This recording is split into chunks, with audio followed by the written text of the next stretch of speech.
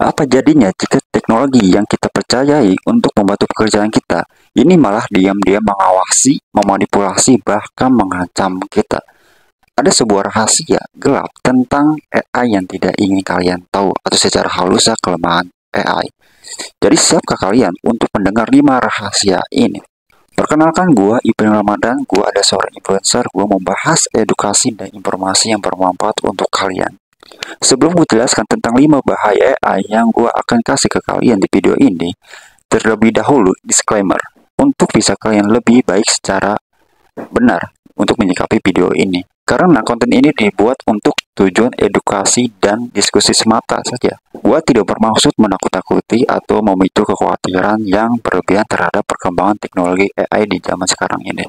Karena semua informasi yang disampaikan didasarkan pada fakta ini dan opini ini yang tersedia hingga saat ini. Karena semua informasi yang gua sampaikan yaitu didasarkan pada fakta dan opini yang tersedia hingga saat ini. Gue cuma mendorong kalian untuk tetap berpikir terbuka dan kritis dan bahkan melanjutkan riset lebih lanjut sebelum mengambil sebuah kesimpulan atau bahkan keputusan. Teknologi termasuk AI adalah alat yang netral, dampaknya tergantung pada bagaimana ia digunakannya. Dengan pemahaman yang lebih baik, kita dapat memanfaatkan teknologi ini untuk kebaikan bersama-sama atau bahkan untuk dunia kerja kita. Ya, langsung saja kita bahas 5 rahasia gelap teknologi AI yang disembunyikan dari publik. Sebagai monolog, dalam dunia yang semakin canggih, semakin modern, teknologi AI, Artificial Intelligence, sering dipuji sebagai alat revolusioner yang sangat mutakhir, yang memudahkan hidup kita sehari-hari, bahkan berguna untuk dunia pekerjaan kita. Tapi tahukah kalian bahwa di balik layar ini, ya, di balik sebuah layar tirai yang sangat indah dari AI, ada rahasia gelap yang jarang dibahas. Apa itu? Yaitu bayangkan dulu, AI seperti pisau dapur, sangat berguna jika digunakan dengan benar, namun bisa berbahaya jika disalahgunakan. Mari kita bongkar rahasia gelap ini dengan analogi dan use case yang sederhana.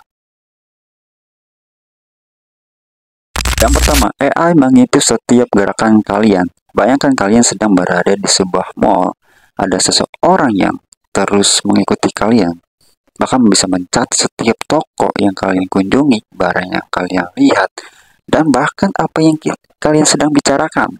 Ya, itu yang dilakukan AI di internet. Melalui data dari smartphone, media sosial, hingga pencarian online, AI terus memantau kebiasaan kalian. Lalu data ini sering dijual kepada perusahaan-perusahaan yang untuk menghasilkan iklan yang sesuai dengan keinginan kalian. Ya, ada sebuah use case lagi. Ini terdengar familiar, yaitu pada saat kalian baru saja, misalnya nih, lagi pada ngobrol, ya, sedang berbicara dengan teman-teman kalian tentang mengenai rencana pembelian, misalnya ke kendaraan baru, ya, atau rencana kalian untuk membeli pakaian baru atau bahkan handphone baru. Lalu beberapa menit kemudian muncul di handphone kalian dipenuhi sebuah iklan motor, mobil, handphone, dan keinginan-keinginan kalian yang kalian sebutkan pada saat kalian bicarakan, lengkap dengan diskon menarik. Kalian merasa seperti ini, wah ini kebetulan banget. Tapi apakah itu benar-benar kebetulan? Bagaimana jika AI tidak hanya mendengar tapi juga tahu setiap langkah kalian, bahkan sebelum kalian membuat keputusan? Jadi resikonya dari sebuah AI ini, ya, privasi kalian ini semakin terancam, sangat rentan. Data yang dikumpulkan bisa disalahgunakan, ya, bahkan diretas oleh pihak yang tidak bertanggung jawab, ya, untuk memanfaatkan data-data kalian bisa menghasilkan kepentingan kepribadian orang tersebut.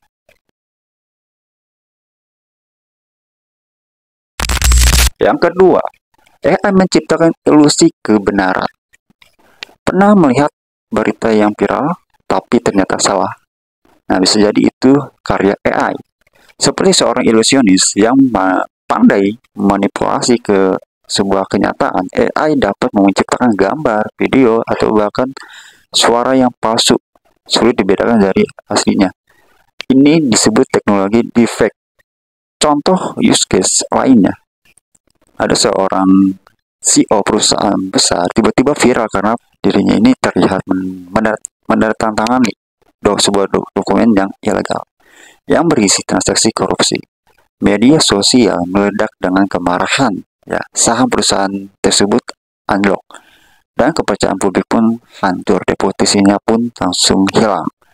Namun beberapa hari kemudian, penyelidikan menunjukkan bahwa video tersebut ternyata di-fake, ya, yang dibuat oleh pesaing untuk menjatuhkan perusahaan itu bahkan reputasi seseorang. Fakta penggunaan deepfake sudah digunakan dalam penipuan ini sudah berkali-kali, ya, dalam dunia finansial dan untuk menyebar disinformasi atau misinformasi, sehingga ini bisa saja terjadi dalam konteks yang lebih besar lagi.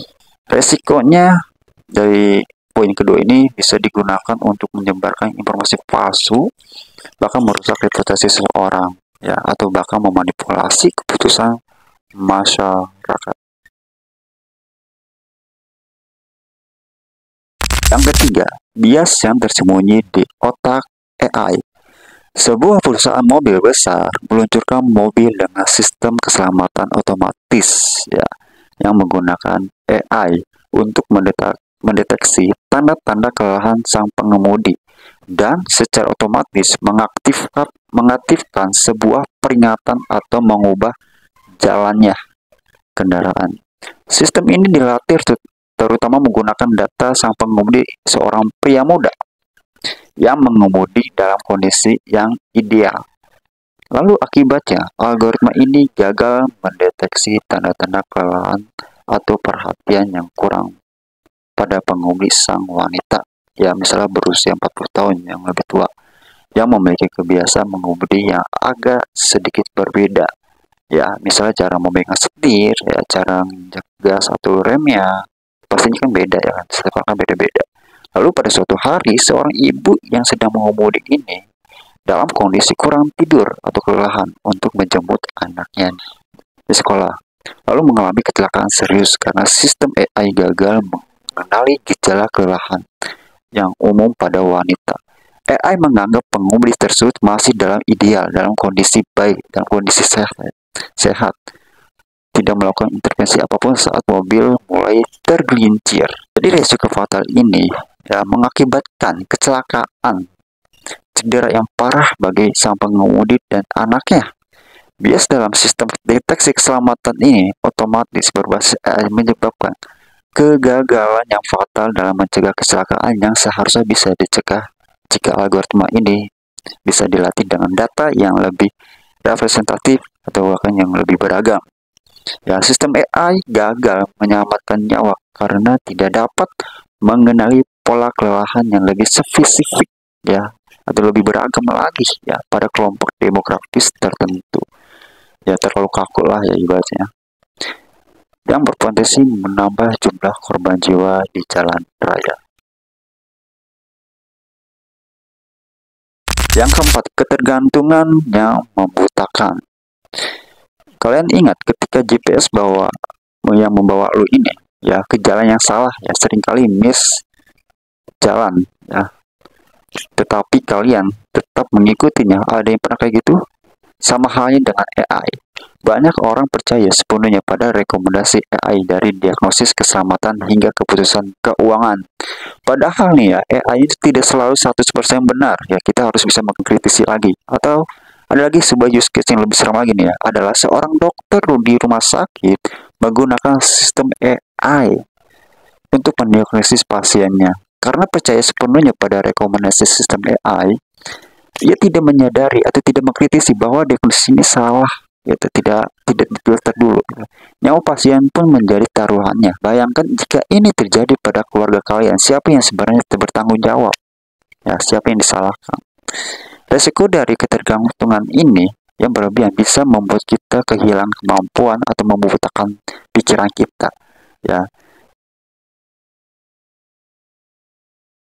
Yang kelima, ya, senjata yang tidak terlihat.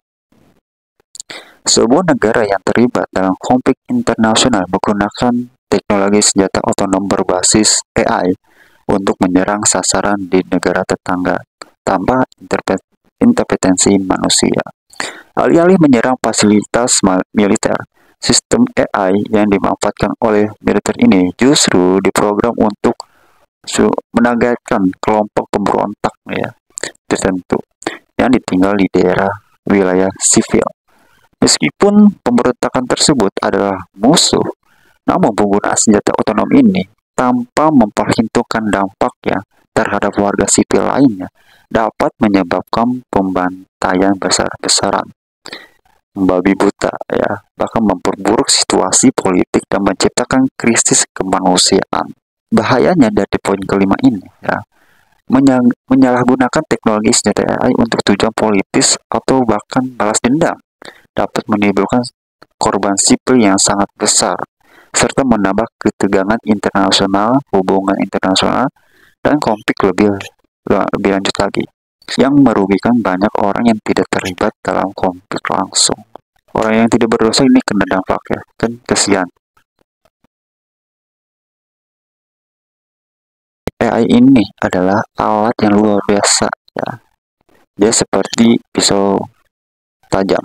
Dia bisa memberi manfaat untuk kalian, bahkan bisa melukai kalian. Tergantung bagaimana kita menggunakan ke arahnya. Gitu. Kasus-kasus yang telah dibahas menunjukkan bahwa tanpa pengawasan dan pemahaman yang lebih baik lagi, yang lebih detail lagi, atau bimbingan lagi, teknologi ini bisa memperburuk ketidakadilan, merusak keselamatan, dan bahkan menghancurkan peluang. Kita harus berhati-hati seperti seorang koki lah ya yang sedang memasak. Pasti dia memegang pisau ya. Meskipun sangat berguna, kita harus tahu kapan dan bagaimana menggunakannya agar tidak membahayakan diri kita sendiri atau bahkan orang-orang yang di sekitar kita. Dengan menggunakan AI secara bijaksana dan tepat, kita dapat memastikan bahwa teknologi ini benar-benar memberi manfaat yang luar biasa bagi semua umat manusia. Sebagai pengguna, kita harus lebih bijak, waspada, dan terus bertanya-tanya. Ya, apakah AI melayani kita atau kita yang mulai melayani AI, atau lebih kerasa lagi adalah kita diperbudak oleh AI.